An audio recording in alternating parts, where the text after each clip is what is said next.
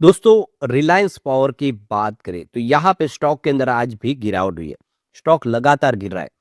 एक समय ऐसा लग रहा था कि रिलायंस पावर का स्टॉक आगे बढ़ते हुए 3 डिजिट में जा सकता है, लेकिन ऐसा हुआ नहीं। 76 से जो गिरने का सिलसिला शुरू हुआ, स्टॉक को 25 पे लाके छोड़ दिया। और इसके पीछे सबसे बड़ी रीज़न जो बन के आ रही है, वो है अनिल अंबानी के पुराने सारे मामले, जिसमें ईडी, सीबीआई उनके पीछे पड़ गई है। और अब यहाँ पे बॉम्बे हाई कोर्ट में एक बड़ा झटका लगा है अनिल अंबानी को। तो अनिल अंबानी के लिए मुसीबतें है जो लगातार बढ़ रही है और लगातार उनकी प्रॉपर्टी अटैच भी हो रही है। इसमें अब रिलायंस पावर का तो कोई दोष नहीं है, रिलायंस पावर अपना बिज़नेस अच्छे से कर रही है। यहाँ तक कि कुछ नई सब्सिडीज़ का गठन करके अब एनर्जी स्टोरेज के प्रोजेक्ट भी शुरू कर चुके हैं, सरकारी टेंडर भी प्राप्त हो चुके हैं। सब कुछ ठीक है, लेकिन पुराने मामले हैं कि यहाँ पे रह के इनके लिए रास्ता मुश्किल कर रहे हैं।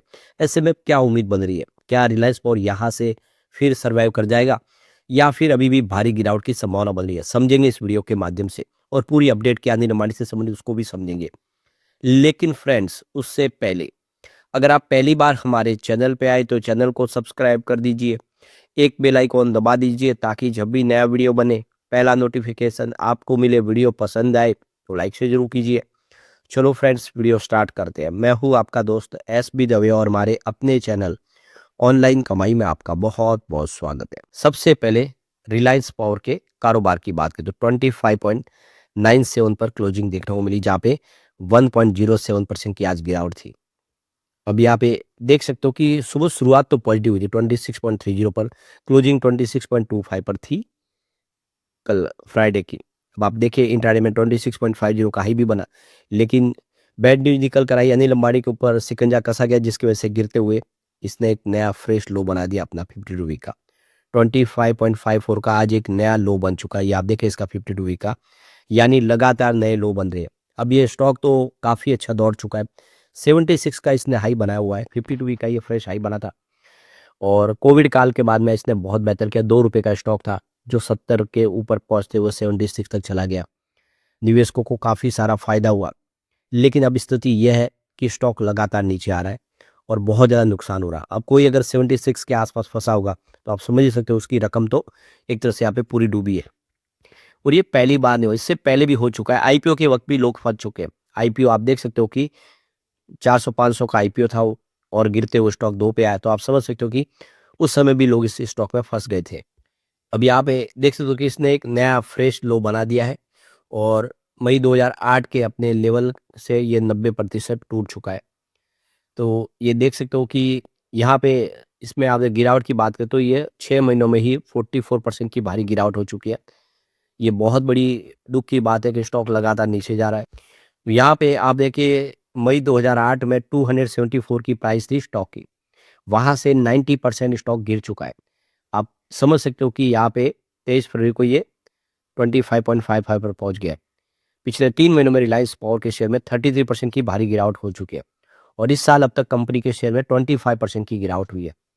तो मार्केट कैप भी इसका काफ़ी नीचे आ गया। 23 फरवरी 2026 के हिसाब से मार्केट कैप 10,715 करोड़ के आसपास आ गया। यानी आप देख सकते हो कि मार्केट कैप लगातार गिर रहा है और नुकसान हो रहा है कंपनी को तो, लेकिन साथ में हो रहा है रिटेल निवेशकों को।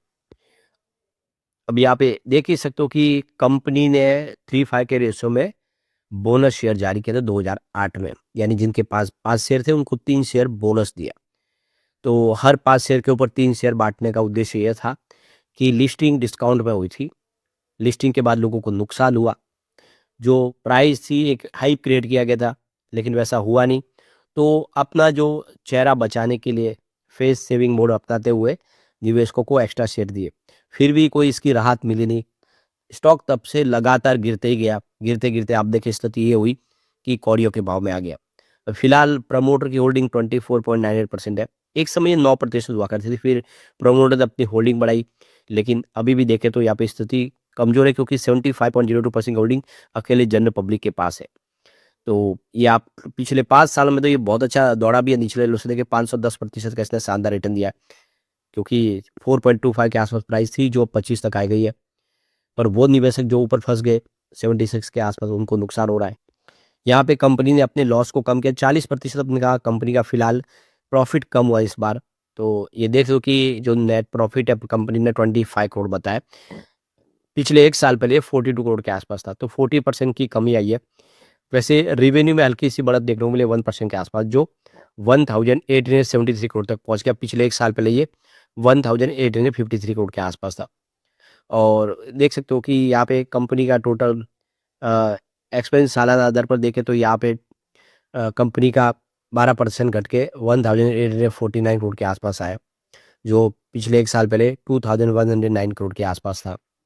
अब यहाँ पे जो बड़ी अपडेट निकल के आ रही है, 24 दिसंबर 2025 को देख सकते हो कि जस्टिस मिलिंद यादव की बेंच ने अनिल अंबानी को अंतरिम राहत दी थी और कहा था कि आरबीआई के दिशा निर्देशों के तहत होने वाली फॉरेंसिक ऑडिट को वैधानिक ऑडिट के मानकों पर खरा उतरना चाहिए। अब डिवीजन बेंच के इस फैसले के बाद बैंकों की फ्रॉड कार्रवाई का रास्ता फिर से साफ हो गया है। जो अपडेट निकल के आ रही है कि अनिल अंबानी को मुंबई हाई कोर्ट में बड़ा झटका लगा है। कोर्ट ने उस सिंगल बेंच के आदेश को रद्द कर दिया है, जिसमें बैंकों की फ्रॉड प्रक्रिया पर रोक लगा दी गई थी। सोमवार को चीफ जस्टिस श्रेय चंद्रशेखर और जस्टिस गौतम ए अखांड की डिवीजन ने बेंच ने साफ कहा कि अपीलें मंजूर की जाती है। चुनौती दिए गए आदेश में गंभीर खामियां हैं। कोर्ट ने सिंगल बेंच के फैसले को गलत और त्रुटिपूर्ण करार दिया है। तो यहाँ पे अंबानी की ओर से पेश वकीलों ने फैसले पर 4 हफ्ते की रोक लगाने की मांग की थी, लेकिन बेंच ने यह कहते हुए इनकार कर दिया कि जब आदेश को अवैध और अनियमित पाया गया है तो उस पर रोक लगाना गलत जारी रखने को जैसा होगा। दरअसल bank of Baroda, IDBI bank, Indian overseas bank और दूसरी जो बैंकों की बीडीओ इंडिया एलएलपी ने सिंगल जज के आदेश को चुनौती दी थी। सिंगल जज ने बैंकों ने अंबानी के खिलाफ जो कार्रवाई थी उसके लिए रोक लगा दी थी, लेकिन अब फैसला फिर से अनिल अंबानी के खिलाफ आया है बॉम्बे हाई कोर्ट में। तो ये देख लो कि आरकॉम के जो नॉन एग्जीक्यूटिव डायरेक्टर रह चुके अनिल अंबानी 3 बैंकों के खिलाफ अलग अलग याचिकाएं दाखिल कर नोटिस पर रोक लगाने की मांग की थी। 24 दिसंबर 2025 को जस्टिस मिलिंद यादव के बेंच ने उनको अंतिम राहत देते हुए कहा था कि आरबीआई के निर्देशों का इसमें पूरी तरह से पालन हुआ, लेकिन अब आप देखें तो फिर से शुरुआत हो चुकी है, कार्रवाई आगे। तो अब आप देख सकते हो कि ये जो फैसला अब आ चुका है अनिल अंबानी के खिलाफ, क्योंकि सिंगल बेंच का जो आदेश था उसको रद्द कर दिया गया है। अनिल अंबानी ने 4 सप्ताह की मोहलत मांगी थी, जिसको ठुकरा दिया गया है। अब आरबीआई के नियमों के तहत आगे कार्रवाई बढ़ेगी और अंबानी के लिए फिर से मुसीबत खड़ी हो चुकी है।